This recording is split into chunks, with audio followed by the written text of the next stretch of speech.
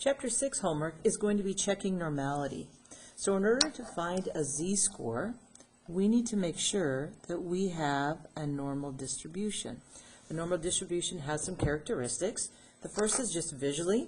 We're going to look at a histogram. We're going to make sure this histogram has this bell-shaped curve. You should have already created a histogram in Chapter 4 homework assignment. So you're going to look at the data that you use from your midterm project. And remember, it's the differences, not the pre, not the post, but together the differences. And you want to look at that histogram to determine if it looks like it has a normal distribution. So that's just a visual. So we're going to get a little bit more specific than that, a little bit more mathematical, and we're going to look at it also using the empirical rule. So the empirical rule has this normal distribution, and unfortunately you can't see these very well, but this is 68%. So what does that mean? It means that 68% of your data should fall within one standard deviation above and below. You have your center, we're going to call it X bar because it was of a sample. You also know your standard deviation of the sample, and you're going to use those to go one step above and below, and then you're going to count your data to find out how many pieces of your data fit in there. So I'll show you an example, and there's one in the textbook, and this is just a copy of that. So here's essentially what you're doing. You're going to take the mean that you've already calculated of the sample and the standard deviation. You're going to take your mean and your standard deviation. You're going to figure out what is the range that is one step below and one step above of your data. Again, this is an example in the textbook. Once you find that, for example, this had 23 of the pieces of data. There were 39. 23 of them fell within here, so it's a 59% that falls in that first step.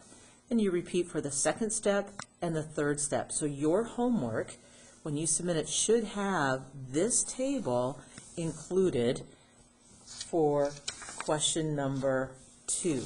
So that's what you'll do. So you will essentially make me 3 intervals, and these brackets from algebra just means include this value, and figure out how many there are, and then you divide to get the percentage, and then you step it up a notch. Okay, so you have to go 2 steps. So here's one step. You're checking to see that whatever the numbers you have here are here, and what percent of the data that you have fit in that region. And then you go 2 steps. So you're going to go X bar minus 2 standard deviations and X bar plus 2 standard deviations. And that would be this region from here to here. So notice it includes the orange region and the steps on the other side, so it'd be bigger. It's going to contain more. And in fact, if you're following a normal distribution, we know this is about 95%. So regardless of that, we are using the differences. So some of you have found like this is the appropriate symbol for the difference. We're not going to use that. We're just going to use X bar. It means pretty much the same thing.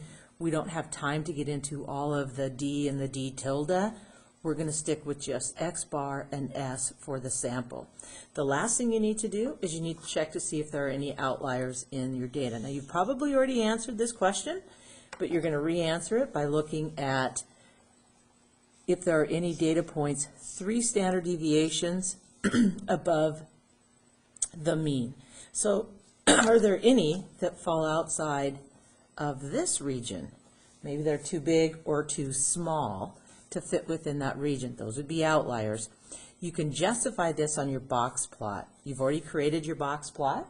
You did that for part of your project. Just a reminder, this is what a box plot looks like.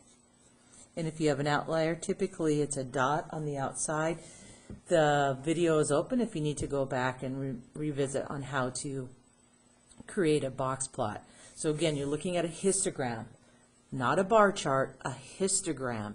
Histograms have these bars, yes, but they are based upon an interval, not a value. So go back and revisit that if you had some feedback on your histogram, or reach out if you're not sure how to complete that.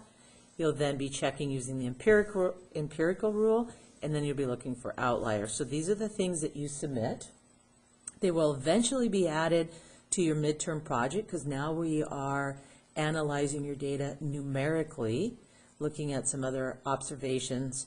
We'll be calculating z-scores and so forth. So you want to make sure that you can determine if your data is a normal distribution or not.